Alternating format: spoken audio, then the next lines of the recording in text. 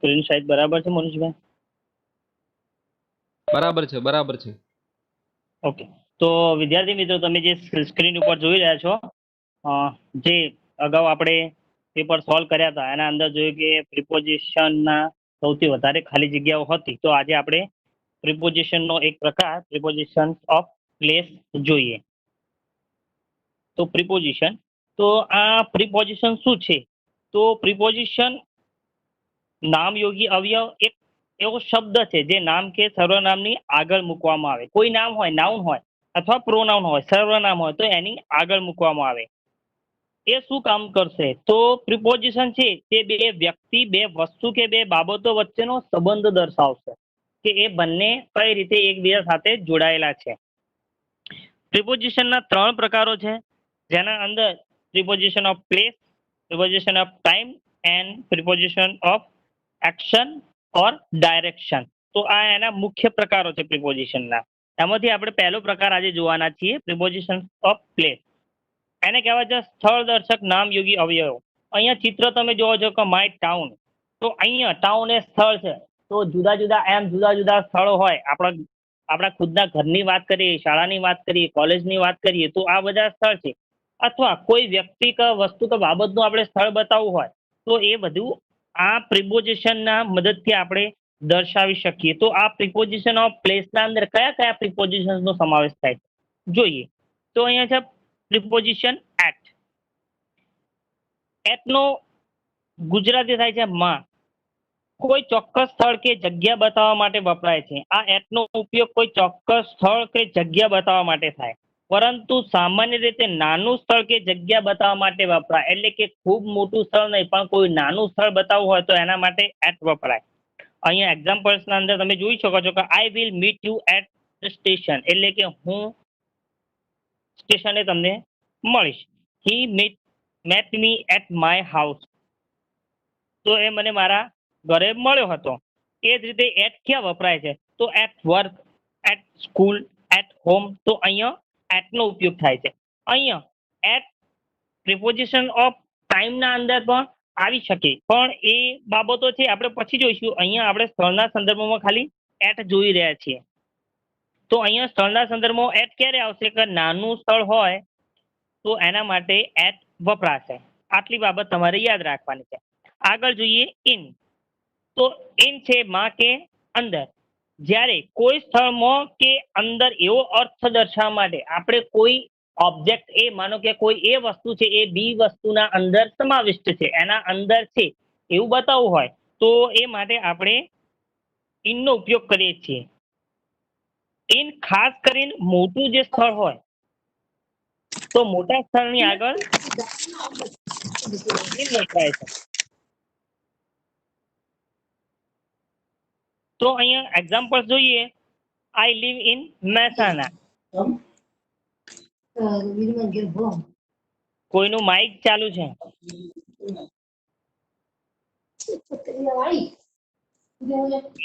Second example છે the mouse is in the box. એટલે કે ઉંદર બોક્સના અંદર છે, પેટીના અંદર છે.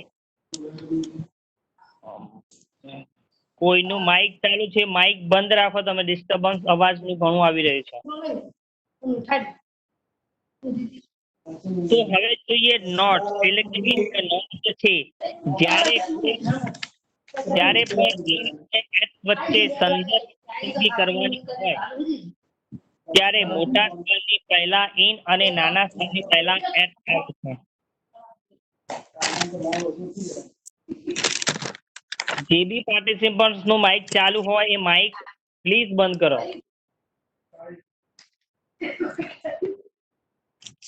આઈ live at Mehsana in Gujarat. એટલે કે હું ગુજરાતના મહેસાણામાં રહું છું. તો અહીંયા મહેસાણા ગુજરાત ત્યાં એટનો ઉપયોગ થયો અને અહીંયા ગુજરાત મોટું સ્થળ બતાવેલું છે એટલા માટે ત્યાં ઇન વપરાયું. નેક્સ્ટ એક્ઝામ્પલ જોઈએ. Cricket match will be played at Motera stadium in Ahmedabad. તો અહીંયા મોટેરા સ્ટેડિયમ ક્યાં છે? તો અમદાવાદના અંદર. એટલે મોટેરા સ્ટેડિયમ એ અમદાવાદ કરતા નાનું સ્થળ છે. એટલે નાના સ્થળ આગળ એટ અને મોટા સ્થળ આગળ ઇન નો ઉપયોગ થયો.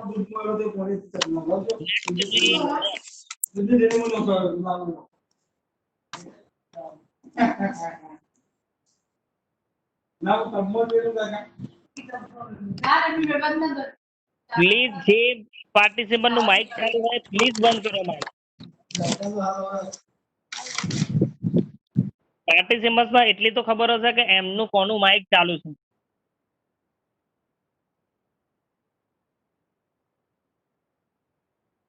ઓન તો એનો સંદર્ભ ગુજરાતી થાય છે ઉપર, એટલે કે જ્યારે કોઈ વસ્તુ સપાટીને સ્પર્શીને તેના ઉપર પડેલી હોય ત્યારે ઓન વપરાય છે. એટલે કે ઓન ક્યારે વપરાય કે જે બે વ્યક્તિનો આપણે ઉલ્લેખ કરવા માંગતા હોઈએ તો એ બે બાબતોની સપાટી એકબીજાથી સ્પર્શેલી હોવી જોઈએ. દાખલા તરીકે અ book is on the table, એટલે કે હવે પુસ્તક છે એ ટેબલ ઉપર પડેલું છે, એ ટેબલના ઉપર તરતું તો હોય નહીં, હવામાં લટકતું હોય નહીં, તો એની પુસ્તકની સપાટી અને ટેબલની સપાટી બે એકબીજાના સ્પર્શેલી છે, એટલા માટે અહીંયા ઓન વપરાશે. એ રીતે જ મેં ચિત્ર સાથેનું એક એક્ઝામ્પલ મૂકેલું છે, the mouse is on the tape box, એટલે કે અહીંયા માઉસ પેટીના ઉપરથી જમ્પ નથી મારી રહ્યું, પરંતુ એ પેટીના ઉપર બેઠેલું છે, એટલે કે પેટીની સપાટી એ ઉંદરને સ્પર્શી રહી છે, એટલે કે બે ટચમાં છે, એટલા માટે અહીંયા ઓન આવશે. બીજી બી એના સાથે સંકળાયેલી એક બાબત છે, ઓન અને ઓન ધ ટોપ ઓફ ના વચ્ચે ઘણી બધી વખત કન્ફ્યુઝન થતું હોય છે, તો એ બંને વચ્ચેનો ડિફરન્સ આપણે જોઈએ કે જ્યારે generally V use on when it is an normal place two put something, એટલે કે જ્યારે કોઈ નોર્મલ બાબત હોય જેના ઉપર આપણે માનો કે કોઈ વસ્તુ મૂકવાની વાત કરીએ તો નોર્મલી આપણે જે વસ્તુ મૂકતા હોઈએ, અહીંયા એક્ઝામ્પલ લખેલું છે કે the keys are on the table, આપણે ચાવીઓનું ઝુમખું ટેબલ ઉપર મૂકતા હોય તો એ સામાન્ય બાબત છે. તો અહીંયા ઓન ધ ટોપ ઓફ ક્યારે વપરાય? And when we use on the top of, when it is an unusual place to put something, એટલે કે જ્યારે અનયુઝ્યુઅલ સ્થળ હોય જેના ઉપર કોઈ વસ્તુ મૂકવાની બાબત હોય, અથવા એવું અનયુઝ્યુઅલ સ્થળ હોય જેના ઉપર માનો કોઈ માઉન્ટ એવરેસ્ટની આપણે વાત કરીએ તો આપણે કોઈ પણ વ્યક્તિ એ નોર્મલી ત્યાં ન હોય, પરંતુ આપણે એમ કહીએ કે ધ અરુણાઈમાં સિંહા is on the top of the mount Everest, તો એ આ અનયુઝ્યુઅલ બાબત છે, તો એ હંમેશા હોતી નથી, એટલે કે એ અનયુઝ્યુઅલ બાબત માટે ઓન ધ ટોપ ઓફ આપણે વાપરીએ. તો અહીંયા એક્ઝામ્પલ મૂકેલું છે કે the keys are on the top of the refrigerator, refrigerator એ ચાવીઓનું ઝુમખું મૂકવાની જગ્યા નથી, ભલે આપણે મૂકતા હોઈએ, એટલે કે એ અનયુઝ્યુઅલ પ્લેસ, એટલા માટે અહીંયા રેફ્રિજરેટરના તળિયે ઉપરના ભાગે મૂકેલું છે, એટલા માટે અહીંયા ઓન ધ ટોપ ઓફ નો ઉપયોગ થયો. એ જ રીતે ઉપર એવું દર્શાવતું જેમાં ગુજરાતી અર્થ ઉપર ઓન નો અર્થ બી ઉપર થાય, ઓન ધ ટોપ ઓફ નો અર્થ અને એબો નો અર્થ ઉપર થાય, તો અહીંયા ઓન અને ઉપર વચ્ચે ઓન અને એબો વચ્ચે શું ડિફરન્સ છે એ જોઈએ. તો એબો નો અર્થ ઉપર એવો થાય છે, પરંતુ વ્યક્તિ કે વસ્તુની સપાટીને સ્પર્શતી હોવી ન જોઈએ, એટલે કે અહીંયા જેમ ઓનમાં શું હોય તો સપાટી બંને ઓબ્જેક્ટની સપાટી એકબીજાના સ્પર્શેલી હોય, અહીંયા સપાટી સ્પર્શેલી હોતી નથી.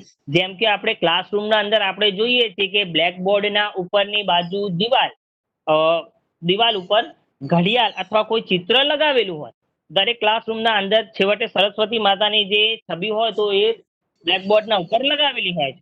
તો એની વિશેની જો વાત કરવી હોય તો જે પહેલું વાક્ય છે એ એના માટે યોગ્ય છે, the picture above the blackboard, એટલે કે બ્લેકબોર્ડના ઉપરની બાજુ એ, એટલે કે અહીંયા શું હશે સ્પર્શેલું નથી એવો અર્થ બતાવે છે, બંને વચ્ચે થોડી જગ્યા હશે, સ્પેસ હશે, તો એના માટે એબોવ વપરાશે.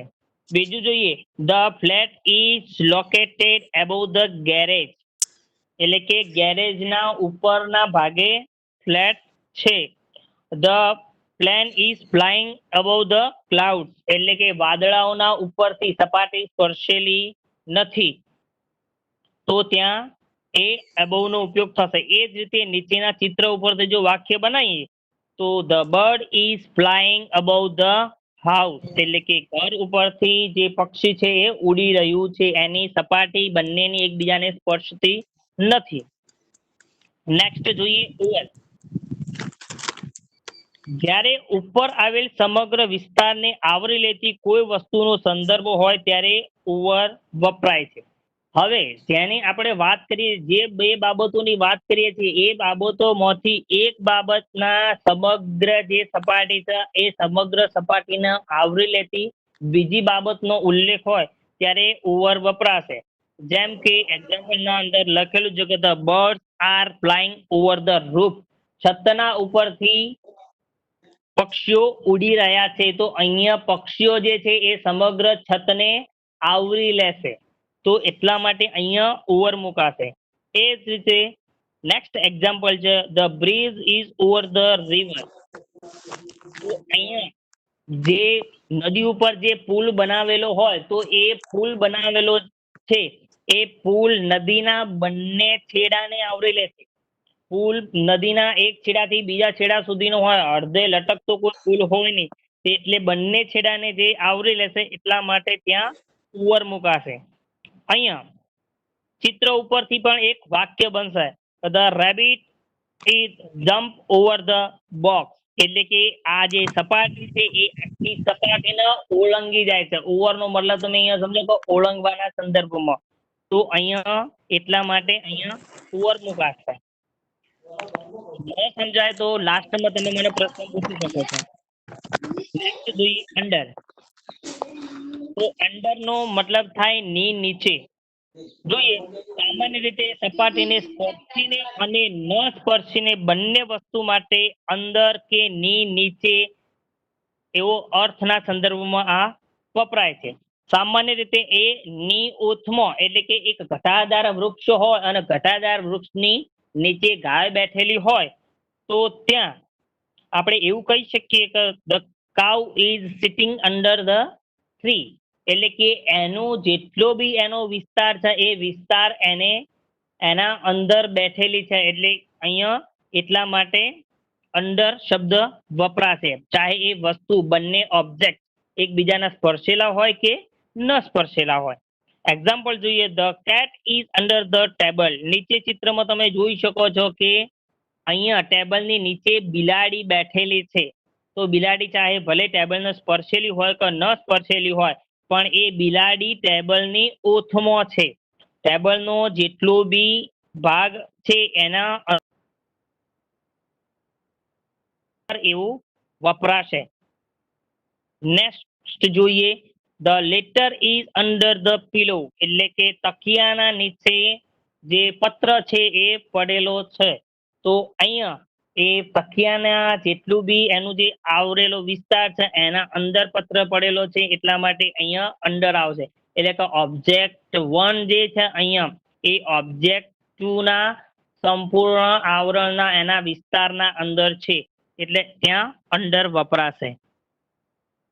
નેક્સ્ટ જોઈએ બિસાઇડ, ની બાજુમાં. જ્યારે કોઈ બાબત ની બાજુમાં છે એવું દર્શાવવા માટે આપણે સામાન્ય રીતે આ સ્થળ આની બાજુમાં છે અથવા આ વ્યક્તિ આની બાજુમાં ઊભો છે એવું દર્શાવીએ તો ત્યાં બિસાઇડ નો ઉપયોગ થશે. તો અહીંયા એક્ઝામ્પલ જોઈએ Nishant stood beside her mother. Nishant તેની માતાની બાજુમાં, માતાની બાજુમાં ઊભો છે.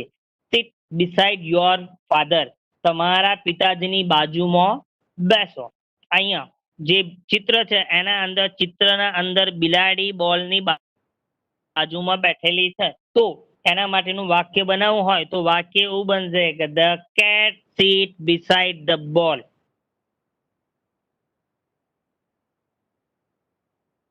જનરલી સામાન્ય રીતે બધાને બિસાઇડ અને બિસાઇડ્સ ની વચ્ચે ઘણા બધા કન્ફ્યુઝન થતા હોય છે. બંને એકદમ જુદા શબ્દો છે, ટોટલી ડિફરન્ટ. અહીંયા બંનેના અર્થ એકદમ જુદા છે. બિસાઇડ આપણે કહીએ તો એનો ઉપયોગ ની બાજુમાં છે એવું બતાવવા માટે થાય, જ્યારે બિસાઇડ્સ નો ઉપયોગ તદ ઉપરાંત એટલે કે એક વ્યક્તિના અંદર એક લાક્ષણિકતા અથવા એક બાબતના સંદર્ભમાં બીજી બાબત હાજર છે એવું બતાવવું હોય ત્યારે બિસાઇડ નો ઉપયોગ થાય. જેમ કે વાક્ય લખેલું છે કે beside mister Shah other people were present, એટલે કે માત્ર મિસ્ટર શાહ નહીં પરંતુ બીજા વ્યક્તિઓ પણ ત્યાં હાજર હતા. બિસાઇડ્સ ચોકલેટ હી લાઈક બિસ્કુટ્સ, એટલે એને માત્ર ચોકલેટ નહીં પરંતુ બિસ્કુટ્સ પણ એને ગમે છે. આઈ નો ઇંગ્લિશ બિસાઇડ્સ ગુજરાતી, એટલે કે હું ઇંગ્લિશ સાથે ગુજરાતી પણ જાણું છું. તો આવા સંદર્ભના અંદર જ્યારે એક લાક્ષણિકતાની સાથે બીજી લાક્ષણિકતા, એક બાબતની સાથે બીજી બાબત ઉપલબ્ધ હોય એનો ઉલ્લેખ કરવાનો હોય, તદ ઉપરાંતના સંદર્ભમાં આની સાથે આ ઉપરાંત આ પણ છે એવું બતાવવું હોય ત્યારે besides નો ઉપયોગ થશે. બિટવીન, જ્યારે બે વ્યક્તિ કે બે વસ્તુની વચ્ચેની સ્થિતિના ઉલ્લેખ માટે, એટલે કે કોઈ બાબત બીજી બે બાબત, કોઈ એક બાબત બીજી બે બાબતોના સંદર્ભમાં હોય અને એ બતાવવાનું હોય, એટલે કે એ બાબત વચ્ચે છે એવું દર્શાવવું હોય તો ત્યારે એ સ્થિતિ બતાવવા માટે બિટવીન નો ઉપયોગ થશે. જેમ કે he stood between his father and mother, એ એના મમ્મી પપ્પાની વચ્ચે ઊભો છે. I divide the cake between you two. અહીંયા સમજવાનું એ છે કે અહીંયા બે વ્યક્તિ, બે વસ્તુ કે બે બાબતોની વચ્ચેની સ્થિતિ દર્શાવવા માટે બિટવીન નો ઉપયોગ થાય. એના અંદર બે વસ્તુ હોવી જોઈએ, બે બાબતો હોવી જોઈએ કે બે વ્યક્તિઓ હોવી જોઈએ. અહીંયા પહેલા વાક્યના અંદર તમે જુઓ છો કે અહીંયા ફાધર ને મધર ની વચ્ચે છે, તો અહીંયા બે વ્યક્તિઓ છે.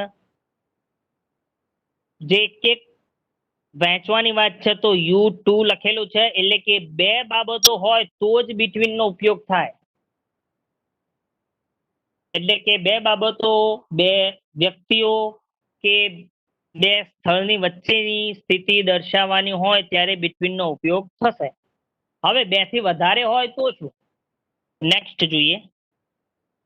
જો બે થી વધારે હોય તો એમોંગ નો ઉપયોગ થશે. બે થી વધારે વ્યક્તિ કે વસ્તુની સ્થિતિ દર્શાવવા માટે, તો અહીંયા માત્ર જો બે હોય તો બિટવીન, અને બે થી વધારે હશે તો એમોંગ. હી ડિસ્ટ્રીબ્યુટ્સ ચોકલેટ એમોંગ ચિલ્ડ્રન. હવે અહીંયા ચિલ્ડ્રન્સ લખેલું છે એટલે એ અનકાઉન્ટેબલ નાઉન છે, કાઉન્ટેબલ નાઉન છે, પરંતુ અહીંયા ચોક્કસ સંખ્યા નથી કે એક બે કે કેટલા એમ, એટલે અહીંયા એમોંગ વપરાશે. જો ટુ ચિલ્ડ્રન લખેલું હતું તો અહીંયા બિટવીન આવતું, પણ અહીંયા તો માત્ર ચિલ્ડ્રન લખેલા છે, બાળકો, કોઈ સંખ્યાનો ઉલ્લેખ નથી, એટલા માટે અહીંયા એમોંગ આવશે. જો ટુ ચિલ્ડ્રન લખેલું હતું તો બિટવીન આવત. Divide this apples among your self. જો સેકન્ડ વાક્ય પણ બરાબર એ રીતનું છે, તો અહીંયા સફરજન વહેંચવાની વાત છે, પણ અહીંયા કેટલા વ્યક્તિઓ છે એનો કોઈ ઉલ્લેખ નથી, એટલે એમોંગ આવશે. જો બે હોતું બિટવીન યોર સેલ્ફ એવું થતું તો જો એના માટે બે વ્યક્તિઓ કે બે બાબતો દર્શાવેલી હોતી, તો જો બે બાબતો હોય તો બિટવીન, બે થી વધારે હોય તો એમોંગ. અહીંયા જો કે ચિત્રના અંદર જે બોય છે એની આજુબાજુ બોક્સ છે, તો અહીંયા બોક્સ ભલે 3 છે એમ, પણ એની પાછળ બીજા કેટલા બોક્સ છે, નાના બોક્સ નીચે પડેલા છે કે નહીં એ આપણને ખબર નથી. તો એના માટે અહીંયા the boy seat among the boxes, તો એવું વાક્ય થશે. અહીંયા આગળના ચિત્રમાં તમે જોયું હતું તો બિટવીન ખાલી બે બોક્સ બતાવેલા હતા કે between two box, boy stood between two boxes. અહીંયા બે ની વચ્ચે ઊભો છે, જ્યારે અહીંયા ઘણા બધા છે એટલા માટે ત્યાં એમોંગ આવશે. હવે જોઈએ બિહાઇન્ડ.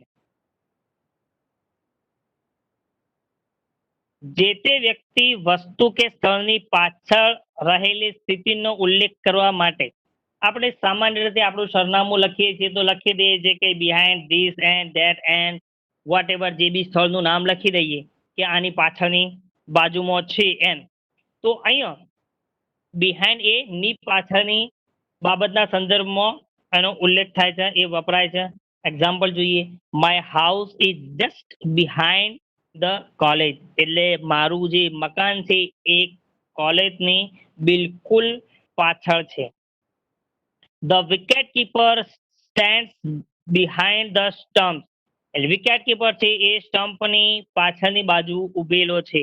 જે ચિત્ર મૂકેલું છે એ જોઈએ તો એના ઉપરથી વાક્ય બનશે the cat is sitting behind the box અથવા બિહાઇન્ડ ધ ફ્લાવર પોટ. તો અહીંયા આ જે સ્થિતિ છે ની પાછળનો બતાવવાનું હોય, ની પાછળનો ઉલ્લેખ કરવાનો હતો, એના માટે બિહાઇન્ડ વપરાશે.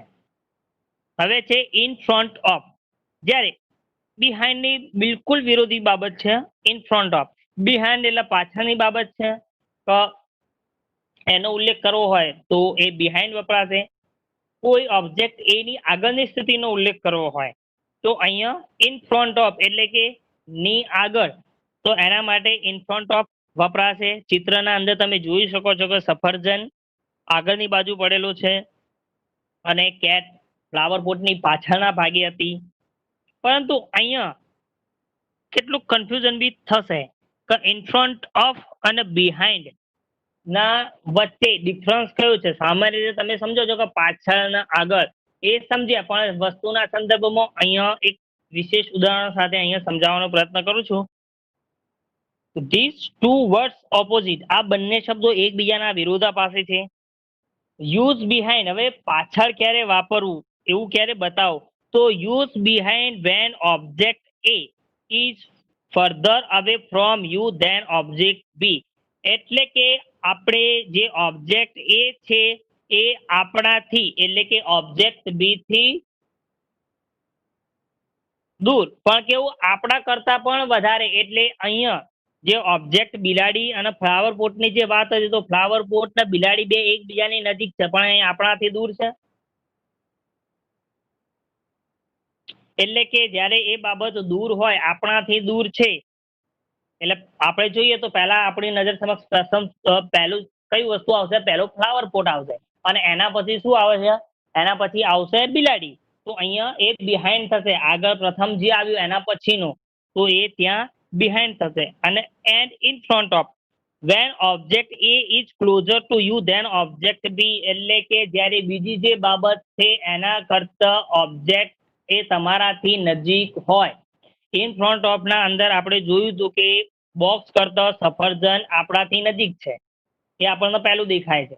આપણે એમ જોઈએ તો અંતરના સંદર્ભમાં પહેલું સફરજન નજીક છે પછી બોક્સ છે, તો ત્યાં ઇન ફ્રન્ટ ઓફ આવશે. એક્ઝામ્પલના અંદર જોઈએ તો એ જ બાબતો થકી એક્ઝામ્પલ બનાવેલા છે. In the first picture the cat is behind the box.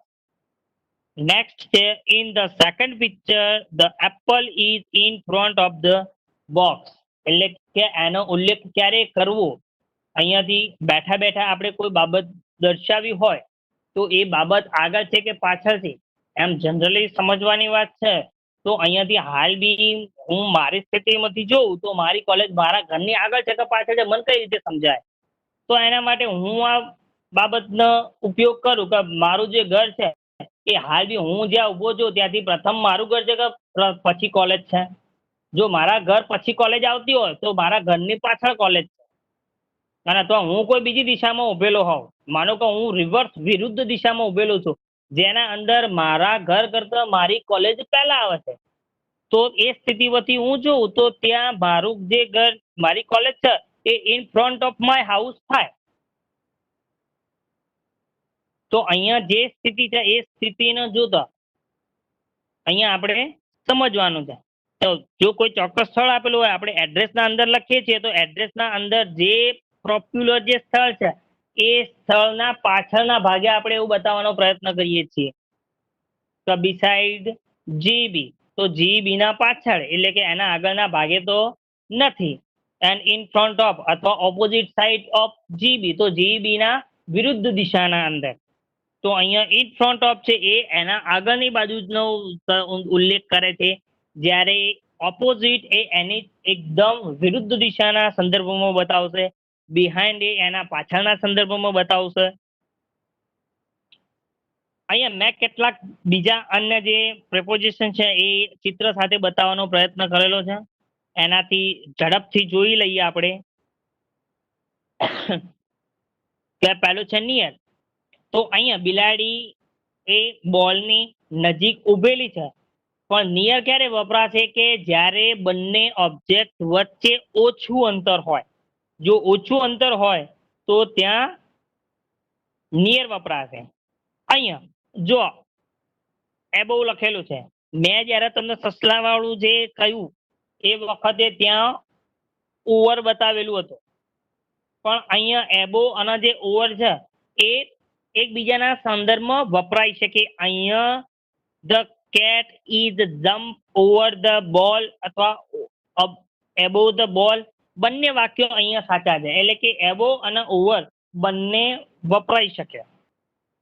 પછી જો નેક્સ્ટ થર્ડ જે ચિત્ર છે એના અંદર જે ઓન છે, એટલે કે અહીંયા બોલના ઉપરના ભાગે બિલાડી છે, બંનેની સપાટી એકબીજાને સ્પર્શેલી છે એટલા માટે અહીંયા ઓન વપરાયું. બિહાઇન્ડ જે આપણે જે વાત કરી જે સમજ્યા એ પ્રમાણે અહીંયા બિલાડી જે છે એ દડાની પાછળના ભાગે છે. એટલે પ્રથમ આપણાથી નજીક કોણ છે તો બોલ અહીંયા આપણાથી નજીક છે, બિલાડી પાછળ છે એટલે અહીંયા બિહાઇન્ડ છે. બિસાઇડ તો બિસાઇડમાં આ ઉદાહરણ તો આપણે આગળ જોયું હતું. જો ઇન ફ્રન્ટ ઓફ ની આગળના ભાગે એ બી એક્ઝામ્પલ આપણે જોયું.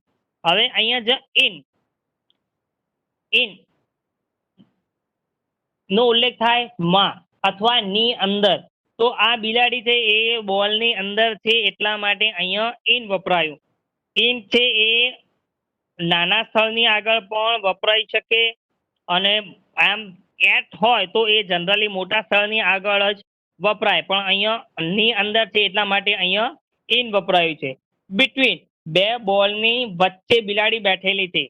The cat is sitting between the two balls, તો અહીંયા બંનેની વચ્ચે બેઠેલી છે એટલા માટે બિટવીન છે, એની સ્થિતિ છે એ બંનેની વચ્ચે છે એટલા માટે.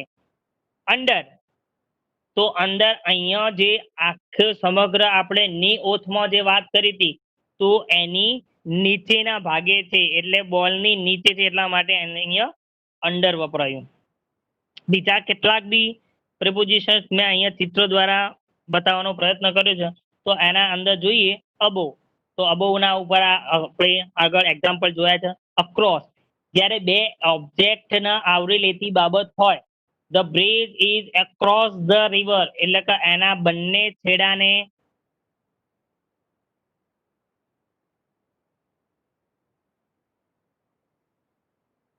તો એના બંને છેડાની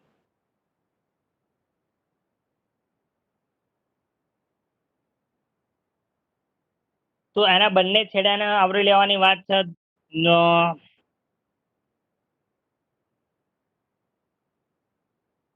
હાલ ખતમ થઈ જાવ તો પછી રિક્વેસ્ટ કરો. તો અહીંયા એક્રોસ એટલે બંને બાબતોના આવરી લેવાની વાત છે, એક થી બીજી છેડાના જોડેલી બાબત છે એટલા માટે અહીંયા એક્રોસ આવશે. અગ્રેસ્ટ એટલે ની વિરુદ્ધમાં જ્યારે બે બાબતોની જે સપાટી અથવા જે ફેસ છે એકબીજાના ઓપોઝિટ સાઈડ હોય, વિરુદ્ધ દિશામાં હોય, એકબીજાના સામ સામે, ત્યારે અગેન્સ્ટ વપરાશે. એમોંગ તો એમોંગ બે થી વધારે વ્યક્તિઓ બાબતોના ઉલ્લેખ માટે એમોંગ વપરાશે. અરાઉન્ડ એટલે કે જે બાબતો છે એ મધ્ય ઓબ્જેક્ટ એ ના ઓબ્જેક્ટ બી એ સમગ્ર આવરી લીધું હોય તો અરાઉન્ડ વપરાશે. The moon is around the earth, round around the આ સંદર્ભમાં અહીંયા વપરાશે. બિહાઇન્ડ તો એ ની પાછળ એવું બતાવે છે. બિલો એટલે આગળ બતાવે છે. બીનીથ એ પણ ની નીચેના સંદર્ભમાં છે. અહીંયા ભલે ચિત્ર તમને એકબીજાથી સેમ લાગતા હોય પરંતુ જે પેટી છે એ પેટી અધ્ધર છે, ઉપર છે, અને એની નીચે જેમ પલંગની નીચે બિલાડી પેલા ટેબલની નીચે બિલાડી હતી એમ આ બોક્સ ઉપરની બાજુ છે અને જે બોલ છે એ નીચેની બાજુ છે. એટલે ની નીચેના સંદર્ભમાં બિનિથ નો ઉપયોગ થશે. બિસાઇડ્સ એટલે ની બાજુમાં અને બિટવીન એટલે બંનેની વચ્ચે. ચલો કોઈને કોઈ કન્ફ્યુઝન હોય તો પૂછો.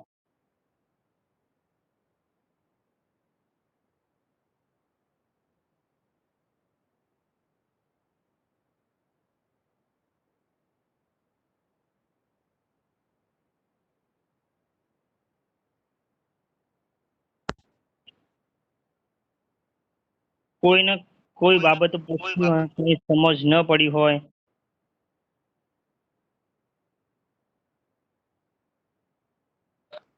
Hello. Hmm. Us. So, what are synonym word for by chance? Hello. Hello, sir. I'm asking that what is a synonym word for by chance? Synonym words for By chance. by chance. Yeah. Um.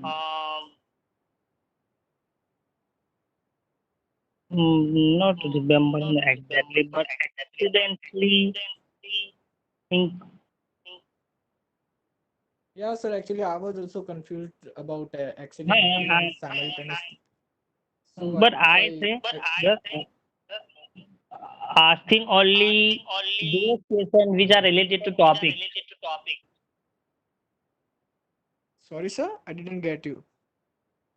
Nothing to worry.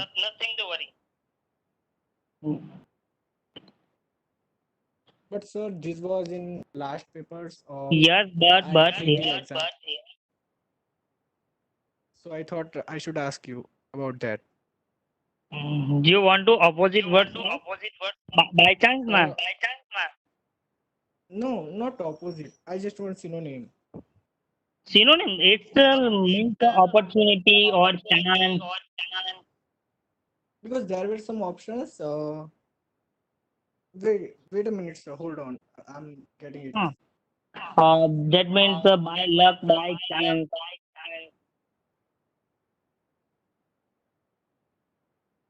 So just a second, okay?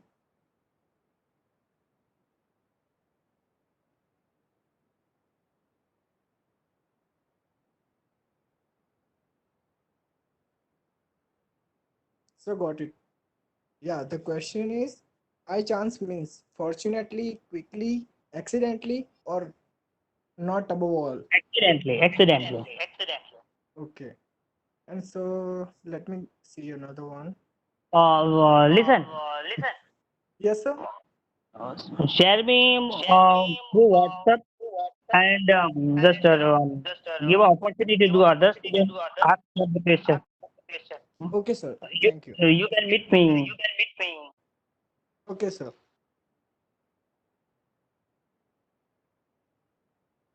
Okay, student, tell me if you have any query.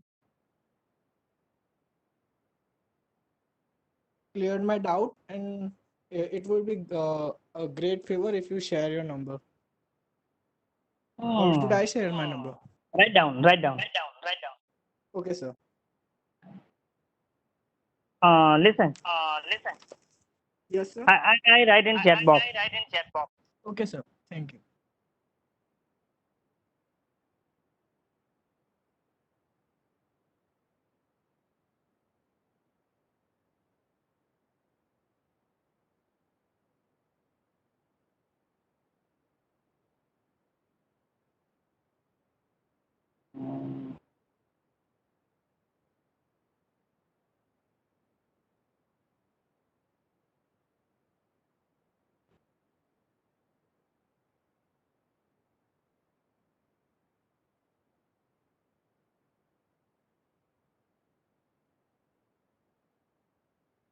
દેખો કોઈએ ટેલિગ્રામમાં એવું લખેલું છે કે sir જે તમે જે ટેલિગ્રામમાં આર્ટિકલની file જે ફિલ કરવાની આર્ટિકલની ખાલી જગ્યા મૂકે છે સોલ્વ કરાવો એવું પોસિબલ નહીં થાય કારણ કે આપણી પાસે જે ઓલરેડી એક તો ઘણા મોડા સમયે આપણે ઇંગ્લિશની શરૂઆત કરી છે તમે બીજા ઘણા બધા સંદર્ભ કે એવું વાપરી શકો છો એના માટે જો તમારી પાસે કોઈ સ્પર્ધાત્મક પરીક્ષાઓની કોઈ બુક હોય અથવા મારું ગુજરાત ઉપરથી ઘણું બધું મટીરિયલ તમે જોઈ શકો છો આપણી પાસે એટલો બધો સમય નથી નહીં તો કદાચ હું આ ખાલી જગ્યાઓના જવાબો હું તમને પોસ્ટ કરીને હું મૂકી શકું ખરા બાકી હું સોલ્વ નહીં કરાવી શકું તમને કારણ કે આપણી પાસે એટલો બધો સમય નથી તમે કહેતા હો તો હું એના જવાબો લખી અને હું મોકલી આપીશ તમને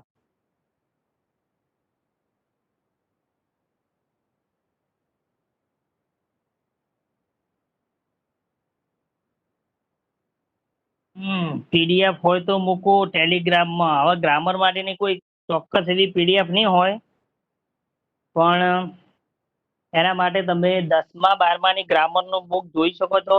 10મા 12માના અંદર લિબર્ટીની અથવા ડેવિડ ડેકરની આવા ઘણા બધા ગ્રામર બુક્સો અથવા નવનીતની તમે ગ્રામર બુક આવું બધું ઘણું બધું તમે જોઈ શકો છો. ત્યાંથી તમને આ બધી બાબતો મળી શકશે.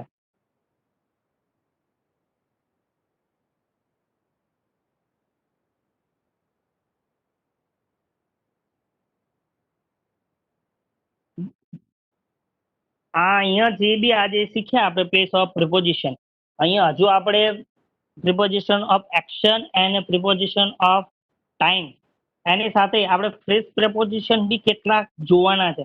પણ તમારી એક્ઝામ એકદમ નજીક છે એટલા માટે હું તમને મટીરિયલ અહીંયા ચેનલમાં શેર કરી દઈશ. તમે એને વાંચી લેજો અને કોઈ કન્ફ્યુઝન હોય તો મને આ નંબર ઉપર જાણ કરજો, હું તમને જવાબ આપી દઈશ એનો. પણ ઓફિશિયલ ટાઈમના અંદર ફોન કરજો મને.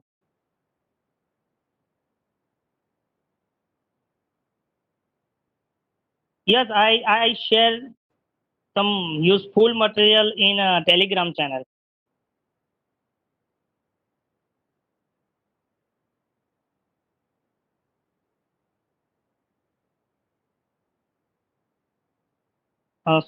સોલ્વ કરીને મોકલો. શું સોલ્વ કરીને મોકલું? આમાં આજે પ્રિપોઝિશન ઓફ પ્લેસ જે બી આપણે શીખ્યા એમાં તમારા બધાના ડાઉટ્સ બધા દૂર થઈ ગયા? મને પહેલા એ વાત કહો, બીજું બધું છોડા. જે બાબત આપણે નથી જોઈ એ બાબત ઉપર ક્વેશ્ચન કરવાનો તો કોઈ મતલબ નથી, પરંતુ એક બાબત હું કહી શકું કે આજે જે બાબત શીખ્યા તો મને એ જણાવો કે આજે આપણે જે શીખ્યા એ સફળતાના આરે થયું કે નહીં. મેં આજે આપણે 30-35 મિનિટ જે કનેક્ટ થયા તો એનાથી તમને સમજ પડી કે ન પડી, મને એટલું જણાવો.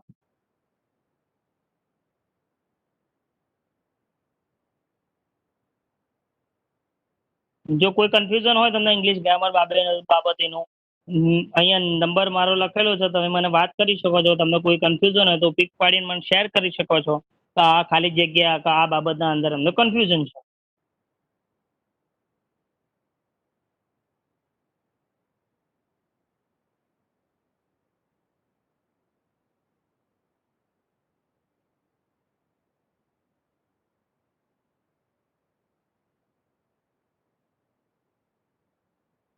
જો બધાને સમજાઈ ગયું હોય તો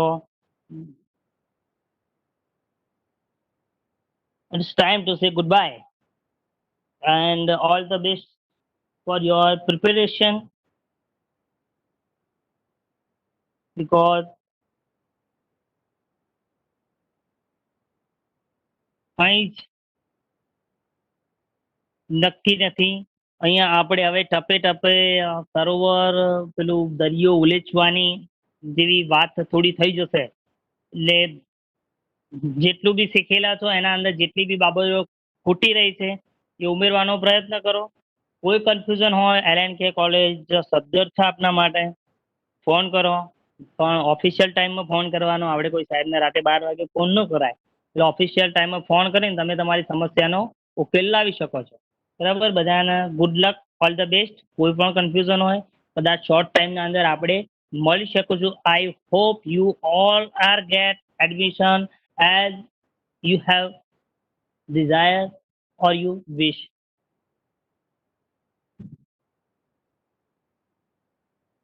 મોનિશભાઈ,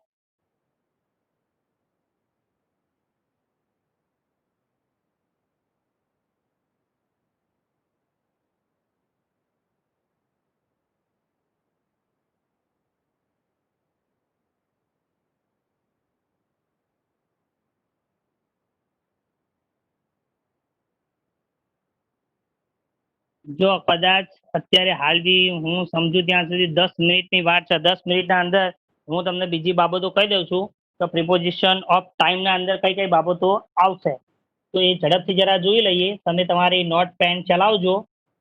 તો પ્રિપોઝિશન ઓફ એક્શન જોઈએ તો એક્શનના અંદર શું હોય તો જ્યારે કોઈ ક્રિયા, એ પ્રિપોઝિશન ઓફ એક્શનનો મતલબ અથવા ડાયરેક્શનનો મતલબ થાય દિશા અથવા ક્રિયાદર્શક સર્વનામો. એ શું બતાવશે તો કોઈ એક દિશા બતાવશે. તો એમાં જોઈએ ફ્રોમ. આપણે એમ કહીએ છીએ કે this is the, I am coming from Mehsana, હું મહેસાણાથી આવું છું. તો અહીંયા આવું જ્યારે આપણે ફ્રોમ વાપરીએ છીએ તો ફ્રોમ ક્યારે વપરાય? તો જ્યારે આપણે જે ક્રિયા જે જગ્યાએથી શરૂ થાય છે એવું જ્યારે બતાવતા હોઈએ ત્યારે ફ્રોમ આવશે.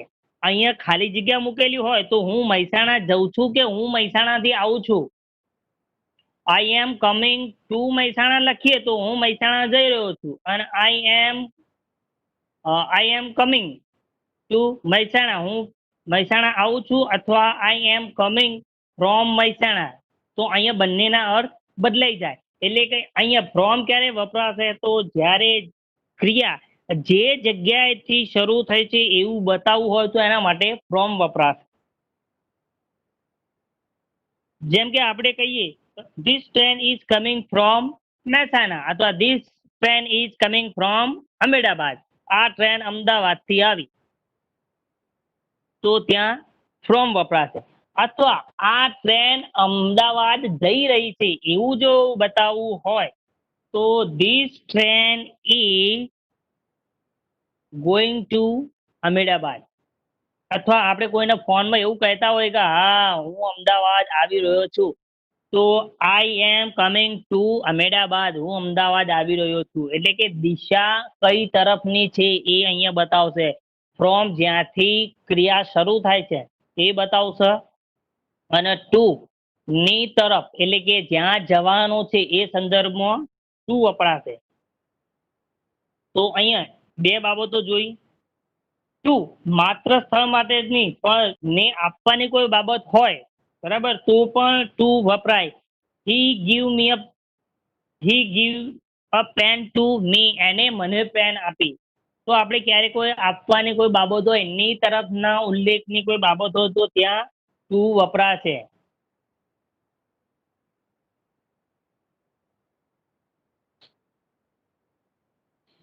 She is going to college, A college જઈ રહી છે. She gives money to the peon, એને સેવકને પૈસા આપ્યા. તો અહીંયા ની તરફના ઉલ્લેખ માટે પણ એ વપરાશે. એની સાથે જ આના જેવું ટુ જેવું બીજું છે ટુવર્ડ્સ. તો ટુવર્ડ્સ ક્યારે વપરાશે?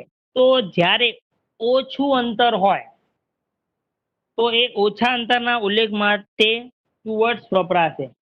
તો અહીંયાથી આપણે જેમ બજારમાં પાટણના બજારમાં જવાની આપણે વાત કરીએ તો she is going toward the market, એટલે કે એ બજારની તરફ જઈ રહી છે. એનો મતલબ અહીંયા ની તરફના સંદર્ભમાં છે.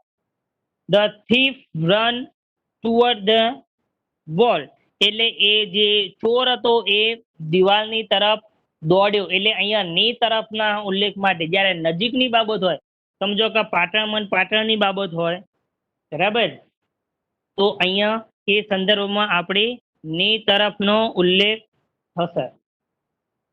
એના જેવું જ છે એની સાથે સંકળાયેલું ઇન્ટુ, એટલે કે ઇન્ટુ ક્યારે આવશે? તો જ્યારે ક્રિયા ચાલુ છે એવું દર્શાવવાનું હોય, એટલે કે ની અંદર પ્રવેશ કરવાનો અથવા ની અંદર માં એવું બતાવવાનું હોય તો ત્યારે ઇન્ટુ આવશે. He fell into the well, એ કૂવામાં પડ્યો.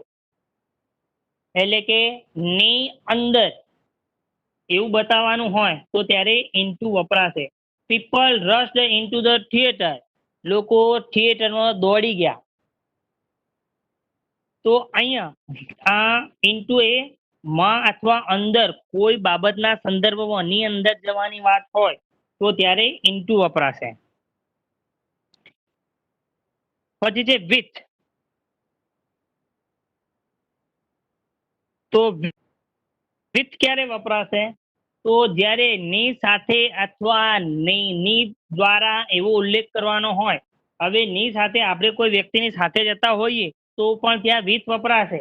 અથવા આપણે કોઈની સાથે સંમત હોઈએ, આઈ એગ્રી વિથ યુ, હું તમારી સાથે સંમત છું, તો ત્યાં વિથ વપરાશે. અથવા આપણે કોઈની સાથે સંમત ન હોઈએ તો પણ વિથ વપરાય. I am not agree with you, તો હું તમારી સાથે સંમત નથી. એટલે કે અહીંયા વિથ ની સાથેના સંદર્ભમાં વપરાશે. પછી એની સાથે બી બીજું વિથ ક્યારે વપરાય?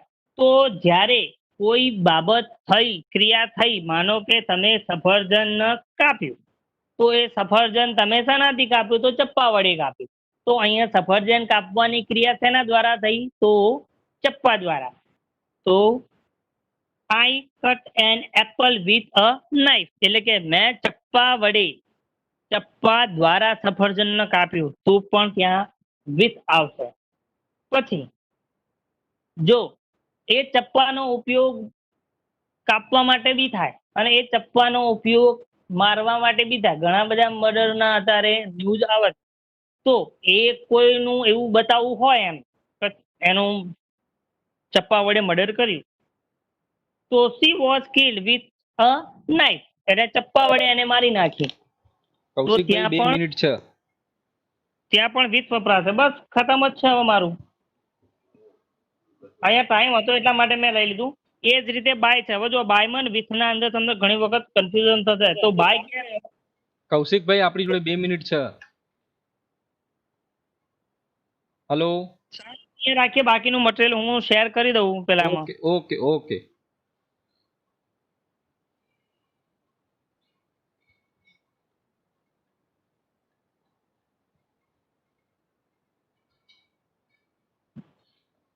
કન્ટિન્યુ કરવાનું છે કે એન્ડ કરું? આપણે એનું આ જે મટીરિયલ છે ને હું એમને શેર કરી દઉં છું. એમની ઓકે. પાસે સમજ કે તો- ગંગારામભાઈના પિક્ચરમાં ઓકે, તો 25 વિદ્યાર્થી મિત્રો, હું તમને એક સૂચના એ આપીશ કે કાલે એક્ઝેક્ટ 3 વાગે તમારા ટેલિગ્રામ ચેનલ ઉપર એક લિંક આવશે, જે લિંકનો ઉપયોગ કરી અને તમે તમારી પ્રેક્ટિસ મોક ટેસ્ટ જે છે એ આપી શકશો. બીજી વસ્તુ કે તમે તમારા જે તે વિદ્યાર્થીઓ, તમારા જે તે મિત્રો હોય, બરાબર છે, એ લોકોને આ લિંક તમે શેર ના કરી શકો, બરાબર છે. અમે અમારી ટેલિગ્રામ લિંકની અંદર શેર નામનો ઓપ્શન નથી રાખ્યો, પણ તમે તમારા વિદ્યાર્થી બીજા મિત્રો હોય એમને તમારે એ ઉપયોગી નીવડે એ માટે એને જો પાસ મોકલવી હોય તો કઈ રીતે મોકલી શકો? તો તમે એની ઉપર ક્લિક આપી અને કોપી કરી દેજો અને એ લિંક વોટ્સઅપ ઉપર જઈને પેસ્ટ કરી દેજો, તો તમારા વિદ્યાર્થી મિત્રો બીજા જે હોય એ લોકો પણ એનો ઉપયોગ કરી શકે. પણ ટેલિગ્રામમાંથી તમે એને શેર કરી શકશો નહીં. અને બીજી વસ્તુ ખાસ મહત્વની એ છે કે અહીંયા ફક્ત અને ફક્ત હું જે બોલું છું એની ઉપર ધ્યાન આપો. ફક્ત અને ફક્ત આ સૂચના ફક્ત બીએડ I3T ની અંદર જે લોકો એન્ટ્રન્સ ટેસ્ટ આપવા માંગતા હોય એ લોકોને જ મોકલવી. એવું નહીં કે મારા ઘરની અંદર કોઈ સભ્ય BA BCom કે BSc નો છે, બરાબર છે, તો એના પ્રેક્ટિસ માટે આપણે મોકલી દીધી, બરાબર છે. એવું આપણે નથી કરવાનું. ખાસ મહત્વની સૂચના એ છે કે તમારા જે મિત્રો I3T ની એક્ઝામ આપવા માટે તૈયાર હોય અને આપવા માંગતા હોય એ લોકોને જ આ પ્રેક્ટિસ ટેસ્ટ મોકલાવજો, બાકીનાને નહીં. ઓકે, તો કૌશિકભાઈ બીજી કોઈ સૂચના આપવાની જરૂર ખરી? ના, બસ આટલું ઇનફ છે. બધા તો તૈયારી કરો તમે છે અત્યારે. ઓકે.